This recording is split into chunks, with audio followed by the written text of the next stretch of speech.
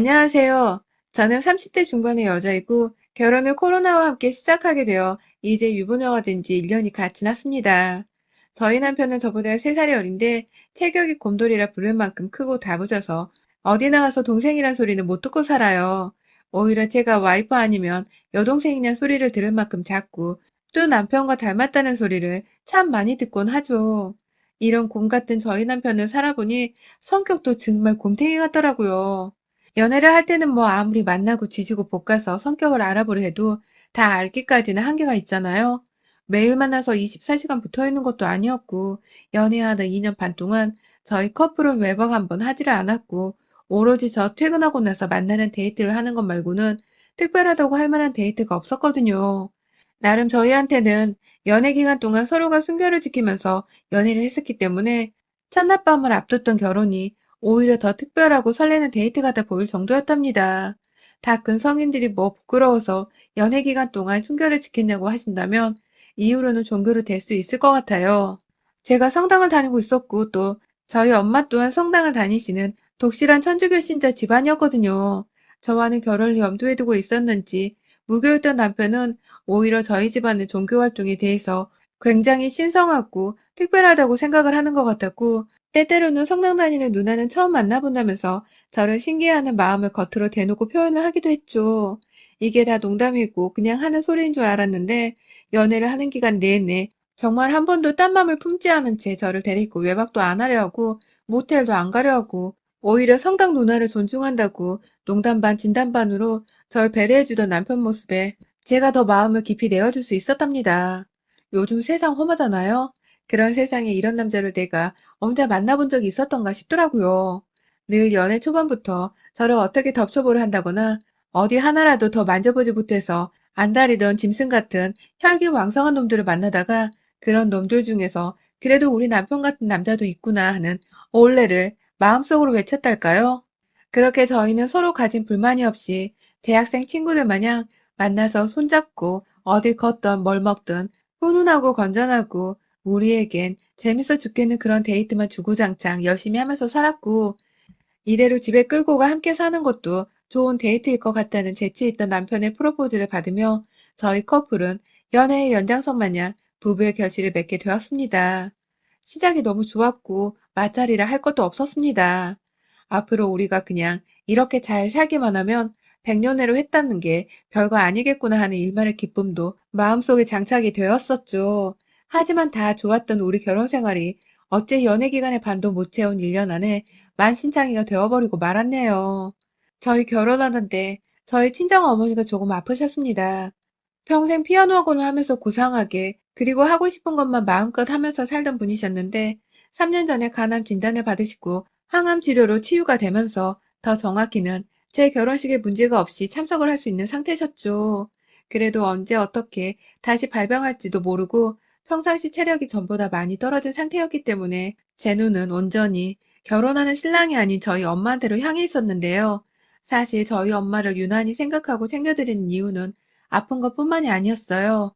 저 고등학교 졸업하던 쯤에 아버지가 늦바람이 나서는 가출을 밥 먹듯이 하시는 바람에 엄마가 상간녀까지 만나서 남편을 가정으로 돌려보내달라는 부탁을 하셨어야 했고 결국 상간녀는 돈을 받고서 아빠랑 헤어지고서 집으로 가라며 자기 집에서 쫓아냈더라고요. 하지만 돌아온 아빠는 말 그대로 빈 껍데기뿐이 남자였을 거고 엄마의 마음은 아빠와 다시 살아가면서 더 망가져갔어요. 결국 엄마한테 또다시 실증이라도 느낀 건지 대학 가는 딸내미가 제발 그만 좀 하라고 애원하고 울고 불고 매달렸는데도 이혼 소리에 엄마 도장을 억지로 찍고는 집을 또 나가버렸고 나중에 들려오는 소식으론 그 상간녀랑 다시 재결합을 했다고 하더라고요. 한마디로 상간녀는 엄마한테 돈은 돈대로 받고 아빠랑은 헤어진 척을 했다가 다시 만나선 저희 엄마 돈으로 또 둘이서 잘 먹고 잘 살려 했던 것이었죠. 하지만 이 모든 일에 화가 나는 건 저와 제 남동생 딱 둘뿐인 것 같았어요. 엄마는 모든 걸 빨리 끝내고 체념하고 싶다며 아빠가 억지로 도장을 찍고 들고 간 이혼 서류에 무효 소송을 낼 생각도 안 한 채 그냥 순순히 정말 강제적으로 하지만 미련 일도 남아있지 않는 모습으로 이혼을 당했고 그렇게 엄마는 바람핀 아빠한테 복수다운 복수도 제대로 못 해본 채 혼자가 되어버리셨습니다. 당시 엄마 나이가 쉰이 채 되지도 않았던 때였는데 제가 30이 넘어 결혼을 하고 보니 우리 엄마가 참 씩씩하게 버텨주셨구나 하는 생각이 들어 엄마 생각만 하면 정말 사무치게 눈물이 나더라고요.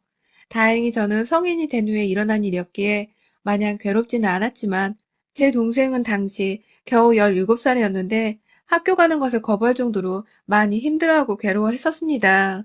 더 제대로 따져 들어보자면 옆에서 힘들어하는 동생 챙기고 또 티 안 내서 더 무서운 엄마를 챙긴다고 저는 혼자 힘들어할 겨를도 없었던 것 같아요.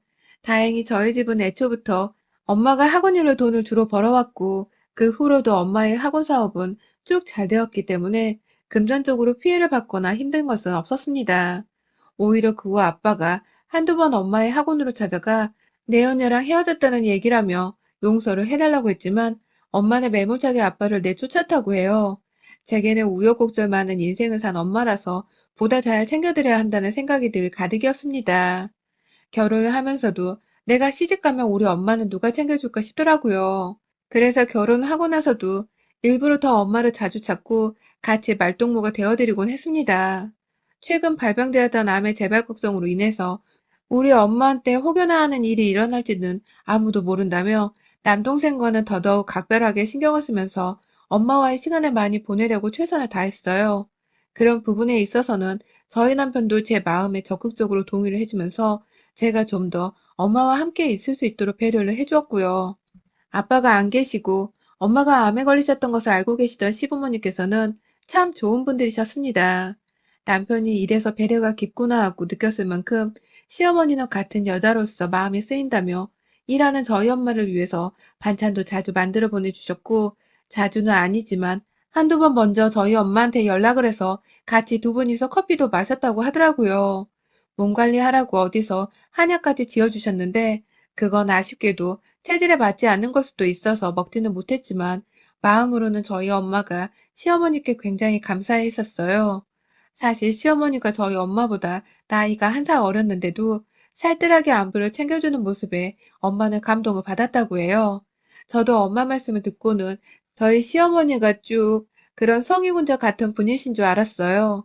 하지만 결혼하고 나서 1년이 채 되지 않아 제가 낳은 예쁜 제 자식들을 안아보지도 못한 채 엄마는 결국 간암제별로 2달 정도 투병을 하다가 너무 갑작스럽게 상태가 악화되어 숨을 거두셨습니다. 간암 자체가 증상이 없어서 자기가 병원을 찾아가지 않는 이상은 정말 알기 힘든데 설마 이렇게 전조 증상도 없이 말기로 재발이 되어서는 엄마를 데려갈 줄은 제가 상상도 못했습니다. 너무 힘들었고 너무 울어서 몸이 많이 지쳤고 아빠고 엄마고 이제 내 옆에 부모란 게 없다는 생각에 이게 바로 고아네 하는 마음이 들어버려 많이 서러웠죠. 왜 하필 마음고생 많이 한 우리 엄마를 이리도 빨리 데려가셨나 싶어서 일주일 내내 울다가 그 후부터는 눈물이 아니라 화가 나더라고요. 제가 엄마 돌아가시고 나서 이런 말 하기 부끄럽지만 종교고 뭐고 다 필요 없다면서 성당을 더 이상 나가지 않고 있습니다. 그냥 제 마음이 너무 힘든데 내 기도를 들어주지 않고 엄마를 갑자기 앗아간 하늘에 뭔 기도를 더 드리고 애틋한 충성심을 가져보겠나 싶은 제 개인적인 회한이 밀려왔기 때문이었어요. 그런데 엄마 돌아가시고 나서 종교나 슬픔은 문제도 아니었어요. 더 큰 문제는 정말 엉뚱한 곳에서 튀어나왔습니다. 사람은 죽어봐야 알고 겪어봐야 알고 또 속을 까봐야 아는 거잖아요. 엄마 돌아가시고 나서야 저는 무시무시한 가면을 쓰고 있었던 우리 시어머니의 본색을 목격하게 되었습니다. 엄마가 돌아가시고 나서 1달 반의 시간 동안 너무 많은 일들이 있었는데 가장 대표적으로는 엄마의 학원 처리 문제였습니다. 엄마가 아프기 시작한 때부터 제가 피아노 학원 운영을 담당하고 있었는데 엄마가 돌아가시게 되면서 이 학원을 누구한테 팔아야 할지 아니면 내가 계속 이어가야 할지 정말 많은 고민을 했었어요. 그런데 제가 별 생각 없이 청소를 하려고 간 학원 앞에서 뜬금없이 시어머니를 마주쳤습니다. 제가 시어머니께는 직원 한 분이 학원에서 수업을 하고 있다고만 얘기를 했고, 제가 청소년 운영까지 모든 관리를 담당하고 있다는 거 말을 하지 않았더니, 제가 학원에 없는 줄 알고서 무작정 찾아오셨던 거예요. 저희 엄마랑 만나서도 학원 사업을 굉장히 흥미롭게 들었다는 말을 전해 듣긴 했는데, 엄마가 돌아가시고 나서 불과 2주도 안 되어 뜬금없이 시어머니를 저희 엄마 일하는 사업장 앞에서 만난 꼴이었죠. 정신없이 장례를 끝내고서 찾아온 학원이었기에 제 손에는 계시는 선생님 혼자 수고한다며 음료라도 드리려고 음료 박스 하나랑 학원 안에 있을 학생들 주려고 간식을 좀 사왔는데 빈손으로 온 시어머니는 도대체 누굴 보려고 여기까지 온 건가 싶어서 정말 의아하더라고요. 무슨 일이시냐고 물어보니 저를 보고서는 굉장히 놀래서는 한참 말을 더듬다가 급기야 니네 엄마 그리워서 사돈 그리워서 라고 대답을 하시더군요. 솔직히 제가 아빠가 바람펴 집 나간 딸이라서 남의 눈치 보는 거 하나는 1등이거든요. 시어머니의 태도가 굉장히 불편해 보이고 또 의심스러워 보였으나 엄마 돌아가시고서 장례 끝내자마자 그 일이 있었던 것이기 때문에 좋게 좋게 생각하려 했습니다. 그냥 정말로 우리 엄마가 그리워서 찾아오신 거라는 좋은 마음으로 어머님을 바라보려 했어요. 하지만 그날 후 저희 엄마 학원에 찾아오지 않는 어머님의 소식을 엉뚱한 곳에서 듣게 되었습니다. 글쎄 저희 학원에 계시는 선생님이 어느 아주머니가 학원 안 파냐고 원장이 돌아가셨는데도 운영 계속 하는 거냐는 질문을 하고 갔다는 겁니다. 저희가 혹여나 학생들한테 영향을 줄까 싶어서 원장님 돌아가셨다는 소리는 선생님과 저 우리 둘만 알고 있기로 했던 것이거든요. 학부모님들도 다 모르는 일이었어요. 그런데 웬 아줌마가 와서 저희 엄마를 기리는 말씀도 아닌 학원 운영에 대해서 물어봤다고 하니 찝찝한 마음에 혹여나하며 선생님께 저희 시어머니 사진을 보여주니 맞다고 하더라고요. 참나, 이게 목적이었나 보더군요. 혼자 사는 사돈이 학원을 운영한다던데 그걸 자기 며느리, 그러니까 아들내미가 덕볼 수 있는 저한테 팔지는 않았는지가 궁금하셨던 것이었습니다. 그 후로도 시어머니는 저 모르는 사이에 학원에 찾아와서는 피아노 안 쓰는 거 하나 주면 안 되겠나? 라며 급기야 저희 선생님이 안 쓰는 피아노를 무상으로 달라며 당신이 여기 원장 아닌 거 안다는 식의 말까지 하셨다고 하고 그로 인해서 제가 그냥 넘어갈 수 없는 문제인 것 같다면서 남편에게 사실대로 말을 했습니다. 우리 엄마 돌아가신 지 얼마나 되었다고 나도 아니고 우리 아빠도 아닌 시어머니가 우리 엄마 학원에 찾아와 그런 걸 물어보냐? 하면서 단단히 미친 거 아니야? 기부를 하나 하니 있어도 시어머니한테는 공짜로 줄 마음 1도 없으니 어머니께 확실히 전달해라. 라고 남편 망신까지 주면서 살다 살다 그런 애우 없는 사람은 처음 본다는 말을 했어요. 남편도 자기 어머니의 행동에 이해가 안 되고 또 부끄러웠는지 저에게 사과를 건넸고 어떻게 말을 전했는지는 모르겠으나 화라도 낸 건지 그 후 시어머니는 저희 엄마 학원에 찾아오질 않았습니다. 하지만 그로 인해 예상치 못하게 시어머니의 목적지가 어머니의 학원에서 어머니와 남동생이 살던 집으로 바뀌었습니다. 정말 예측할 수 없는 방향으로만 일이 자꾸 흘러가는 듯 했어요. 저희 남동생은 직업 군인입니다. 고등학교 때 아빠 문제로 잠시 방황을 했지만 이내 독하게 마음먹고 공부를 하고 몸 관리까지 하더니 상관학교에 재수 한번 하고서 입학을 해서는 현재 전국을 돌아다니며 근무를 하는 중이에요. 일이 없을 때에는 꼭 엄마를 보겠다고 서울 집으로 와서 지냈고 그래서 엄마는 남동생 방과 제가 쓰던 방을 없애지 않은 채 늘 깨끗하게 정리정돈 해놓는 편이셨죠. 엄마가 돌아가시고 나서는 평일에 저도 없고 남동생도 없다 보니 집이 보통 비워져 있었어요. 그런데 이 사실을 시어머니도 알았어요.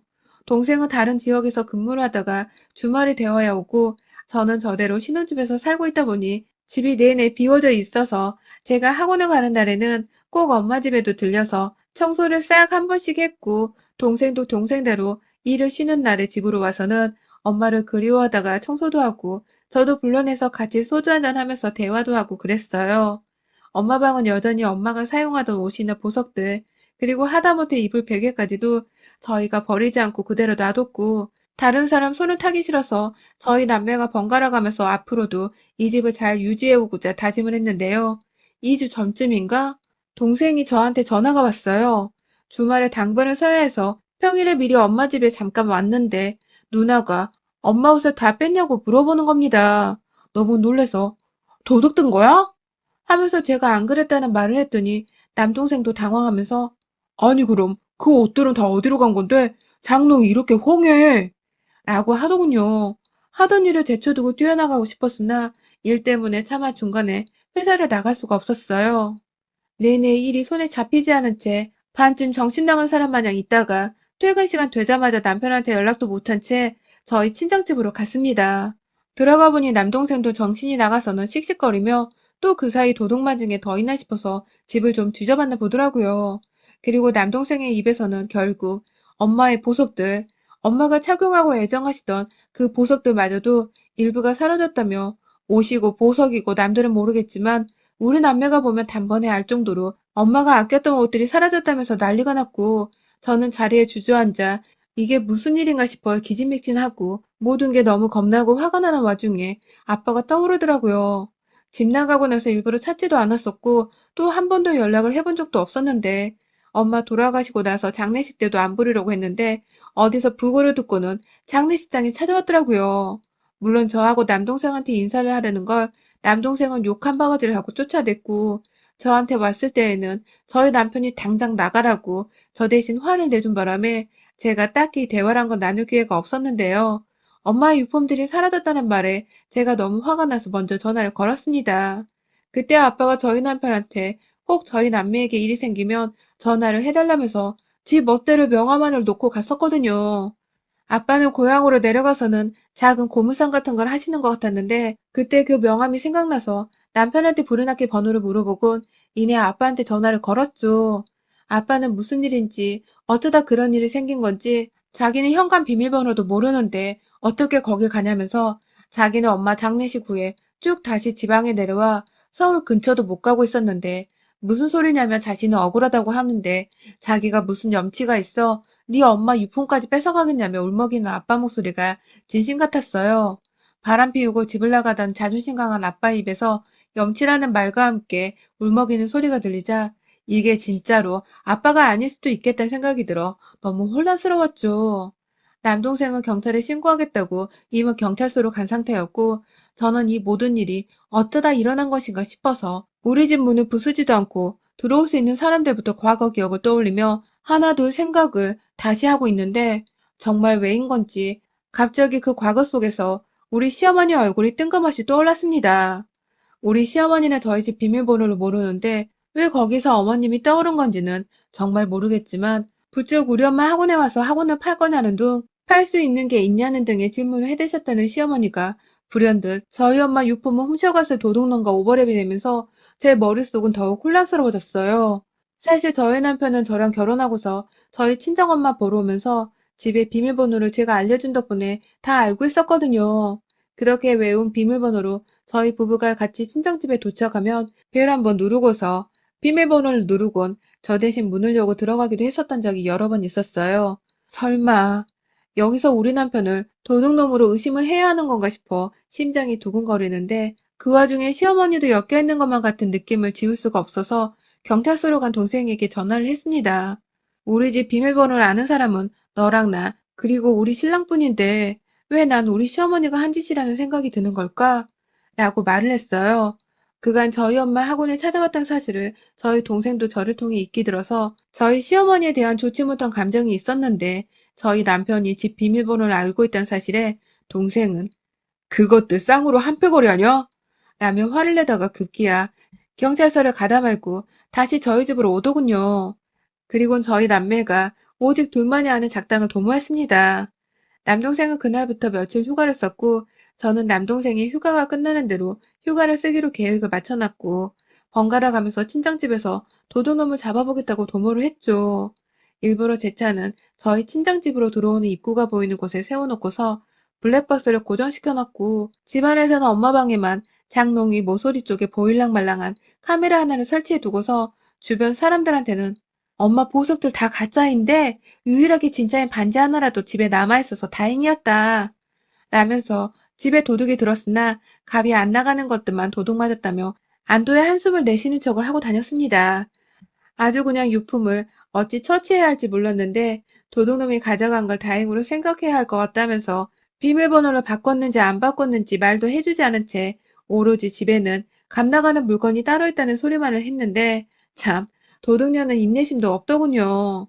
훔쳐간 지 얼마나 되었다고 바로 이틀 만에 다시 저희 친정엄마 집을 찾아왔습니다. 그때 남동생이 평일에 휴가를 낼 때여서 집안에 있었고 혼자 집에 숨어 있다가 도둑놈이 들어오면 때려 족치겠다며 현관에 신발까지 숨겨둔 채 집안에서 칩거를 하고 있었는데요. 일을 하는 도중에 동생한테서 문자가 왔어요. 누가 왔어? 누가 집에 들어왔다고? 누나가 집에 온 거야? 라고 하더군요. 저도 일을 하다가 카톡을 받은 거라서 황급히 답장을 했어요. 나 아니야. 나 아직 회사야. 라는 말과 함께 혹시 몰라 도저히 안 되겠다는 마음으로 회사에 반차를 내고는 불이 나게 엄마 집으로 갔습니다. 가는 도중에 동생은 도둑놈 새끼 드디어 잡는다? 라고 답장이 왔더라고요. 친정으로 가려면 차로 30분 정도 걸리는데 가는 내내 설마 동생한테 그놈의 자식이 해코지를 하면 어쩌나 싶고 또 동생 혼자 잘 잡을 수 있을까 싶어 걱정되는 마음에 최대한 밟아서는 거의 20분 만에 친정에 도착을 했고 제가 가는 길에 혹시 몰라 도착 직전 경찰에 전화를 했어요. 집안에 도둑놈이 들었는데 남동생 혼자 도둑놈을 잡으려 하는 것 같다고 위험할 것 같으니 빨리 가달라고 하니 제가 집 앞에 도착했을 때 이미 경찰차가 도착해 있더라고요. 거의 동시에 친정집에 도착을 해서는 저는 저대로 남편이 차 안에 두고 다니던 장우산을 꺼내 무기로 들었고 경찰 두 분도 같이 손에 뭔가를 집어들고서는 함께 대기를 하다가 불이 났게 집 비번을 누르고 문을 열고 들어가자 안방에서 누가 문을 황급히 닫는 소리가 들렸고 이내 자기 방에 숨어있던 남동생이 화들짝 놀라며 나왔다가 저와 경찰이 있는 것을 보고는 아직 도둑놈이 저 방에 있어요. 하며 안방을 가리켰어요. 숨막히는 도둑놈 검거 현장에서 엄마 유품이 얼마 전에 이미 한 차례 도난을 당했는데 또 온 것 같아요. 라면서 처음이 아니니 제대로 잡아달라 했습니다. 잠겨있는 안방문 앞에서 경찰 한 분은 심지어 안방 창문에 나 있는 밖으로 나가서까지 탈출을 막기 위해 대기를 하고 계셨고요. 결국 그 안방문은 저희 동생이 열쇠를 따고서는 바로 문이 열렸는데요. 아 진짜 혹여나 설마 아니겠지 했는데 그 안에서 어디로 도망갈지도 몰라 침대 밑으로까지 숨어 들어가서는 숨바꼭질을 하다가 잡힌 도둑놈, 아니 도둑녀는 바로 저희 시어머니였습니다. 남동생은 너 학원 찾아왔을 때부터 내가 알아봤어. 하며 경찰이 시어머니 손에 수갑을 채우는 와중에도 자기 손으로 먹던 밀을 쥐어잡아 숨통을 조르겠다는 듯이 조르며 밖으로 끌고 나간 동생은 그대로 시어머니와 함께 경찰서로 갔고요. 집에 혼자 남은 저는 뭐 사라진 게 없나 싶어서 주변을 살펴봤더니 세상에 엄마 보석을 더 뒤져 훔쳐가려고 한 건지 보석 상자가 좀 열려 있었는데 그 안에 제가 허풍을 떨며 말한 반지가 진짜로 없어져 있더라고요. 그리고 얼마 지나지 않아서 남동생이 전화를 받았는데 경찰이 시어머니 가방 안에서 반지 여러 개를 발견했다고 하더군요. 이게 정말 무슨 집안 망신에다가 황당하는 만큼 당돌하고 염치 없는 짓거리인지 다른 사람도 아닌 죽은 사람 유품을 그것도 사돈의 유품을 자식 허락도 없이 혼자 그렇게 도둑질을 해대다니요. 남편은 남편대로 제 연락을 받고는 허겁지겁 경찰서로 찾아왔습니다. 남편뿐만 아니라 시아버지도 이게 도대체 무슨 일이냐며 연락이 왔는데 경찰서 안에 잡혀서는 죄인 마냥 앉아있고 그 옆에서 씩씩거리며 절대로 합의고 뭐고 없다고 소리를 질러대는 제 동생을 보고는 눈치는 있는지 사과도 하더라고요. 남편은 절 볼 면목이 없다며 시어머니 앞에서 도대체 뭔 짓거리를 하고 다닌 거야 하며 울부짖기 바빴고요. 결국 남편과 시어머니가 경찰 조사 중에 하는 말로는 시어머니가 저희 엄마를 기리고 싶다는 말을 하면서 저희 남편한테 집 비밀번호가 뭐냐고 자기가 들어가서 집도 좀 치워주고 뭐라도 도움을 주고 싶다는 식으로 말을 했다고 하더군요. 그래서 저희 남편은 당연히 별 생각 없이 그래주며 며느리가 고마워할 거라면서 저희 집 비밀번호를 가르쳐줬고 시어머니는 저희 집 비밀번호를 쉽게 알아내고는 집으로 가서 청소는커녕 우리 엄마의 장신구부터 옷까지 죽은 사람의 유품을 훔쳐온 것이었습니다. 평소 그리 잘 사는 집도 아니었고 평소 우리 엄마가 그 나이에 학원 운영도 하고 직접 돈을 많이 벌고 있다는 것에 부러워하는 시아버지 때문에 약간 질투하는 모습을 좀 보이곤 했었는데 설마 사람을 싫어하고 죽은 사람 유품까지 훔쳐갈 정도로 무개념의 생각을 하고 있으리라고는 정말 상상도 못했네요. 그 바람에 저와 동생은 괘씸하고 불쾌한 나머지 절대로 용서하고 싶지 않다며 집에 무단으로 침입을 해서는 물건을 훔쳐간 절도죄를 고소를 해버렸습니다. 이미 경찰서도 형사과로 넘어가면서 문제가 더 이상 작은 문제가 아니더라고요. 남편과 시아버지는 죄송하다고 미안하다고 아주 그냥 엄마가 또라이라며 사과를 하고 합의를 부탁하는데 아휴 엄마 돌아가신 마당에 절도까지 당했는데 이게 다 무슨 소용인가 싶더라고요. 합의고 뭐고 그냥 다 포기를 해버리고 남편하고도 정내미가 떨어져 쪽내고 싶은 것을 겨우겨우 참았습니다. 남편이 너무 힘들어하면서 이렇게 될 줄 몰랐다고 잘못했다고 경찰서 앞에서 무릎까지 꿇어버려 저도 우리 남편이 엄마를 잘못 만나서 무슨 일인가 싶더라고요. 결국 저는 시어머니를 용서해주지는 않은 채 끝까지 고소를 이어나가기로 남동생과 합의를 받고 순식간에 남편은 죄인이 되어서는 제 옆에서 기가 죽어 온갖 시중이란 시중은 다 들어주는 종이 되어 있더라고요. 자기 엄마가 한 잘못에 자기까지 수치심을 느껴서 제 앞에서 제대로 길을 못 펴고 살기 시작한 겁니다. 뭐 저도 남편의 기분을 영 모르는 건 아니었어요. 다만 그건 스스로 이겨내야 할 몫이기에 남편을 따로 위로하진 않고 가만히 내버려 뒀습니다. 고소는 고소대로 진행을 착착 하고 있고 합의는 절대로 없다는 말을 누누이 시어머니께 끊임없이 상기도 시켰고요. 다시는 내 엄마 유품을 훔친 당신 같은 여자 밑에서 며느리로 살지 않을 거니 아들한테 미안하면 죄인으로 반성하고 속죄하면서 살라는 따끔한 협박과 충고도 날렸답니다. 그러자 시어머니는 저도 무섭고 자기 멱살 잡았던 제 동생, 그리고 자신에게 실망했다고 울부짖은 지 아들한테도 무섭고 미안했던지 별다른 반응 없이 내가 너무 죽일 년이다. 미안하다. 라는 담백한 말을 하더라고요. 저희 부부는 아직도 뭔가 어색하고 껄끄럽습니다. 저를 향한 미안해 죽으려 하는 남편과 그런 남편을 바라보는 제가 보통의 신혼부부와는 확실히 달랐죠. 하지만 저로서는 그냥 확 이런 콩가루 집안과 남이 되어 모른 척 사는 게 좋기도 해서인지 남편에게 큰 미련은 가지지 않게 되더라고요. 그래서 남편이 저한테 미안해하던 부끄러워하던 그냥 그러려니 보게 되기만 했죠. 오히려 그런 아들내미 보면서 자기가 한 짓을 죽을 만큼 후회하고 있는 시어머니를 보는 게 저로서는 지금 이 상황에서 유일한 낙이랄까요? 일부러라도 시어머니 앞에서는 아들내미 기죽어서 말 한마디 못하고 사는 모습을 더 보여주고 싶어서 앞으로도 고소먹은 시어머니 앞에서 오래도록 남편 귀를 눌러주며 살아보려 해요. 여러분의 생각은 댓글로 남겨주세요. 오늘도 시청해주셔서 정말 감사합니다.